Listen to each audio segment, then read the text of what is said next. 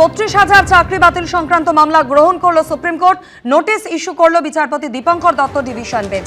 এই বিষয় নিয়ে আরো বিস্তারিত জানাবেন প্রতিনিধি সৌভিক মজুমদার আমাদের সঙ্গে টেলিফোন লাইনে রয়েছেন। সৌভিক, কি খবর? দেখো, সুপ্রিম কোর্টের তরফ থেকে এই 32,000 প্রাথমিক শিক্ষকদের চাকরি বাতিল মামলা গ্রহণ করা হয়েছে। তার পাশাপাশি মাননীয় বিচারপতি দীপঙ্কর দত্ত বলেছেন যে আপাতত এই পর্যায়ে তিনি কোন রকম অন্তর্বর্তী নির্দেশ বা অন্তর্বর্তী স্থগিতাদেশ দিচ্ছেন না। ফলে যারা এই মুহূর্তে কলকাতা হাইকোর্টের নির্দেশের পরে যে অবস্থায় বহাল আছেন তারা সেই অবস্থাতেই কর্মরত থাকবেন এবং আগস্ট মাসের তৃতীয় সপ্তাহে এই মামলার বিচার প্রক্রিয়া আবারও সংগঠিত হবে।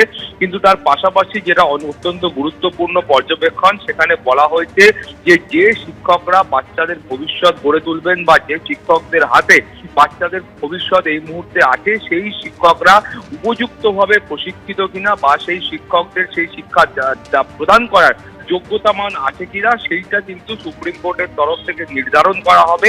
এই বার্তা মাননীয় বিচারপতি দীপঙ্কর দত্ত দিয়েছেন। ফলে সব মিলিয়ে আপাততভাবে এই মামলার শুনানি আগস্ট মাসের তৃতীয় সপ্তাহে হবে এবং সেই সময় বাকি যে সওয়াল জবাব রয়েছে সেইটা এগিয়ে নিয়ে যাবে।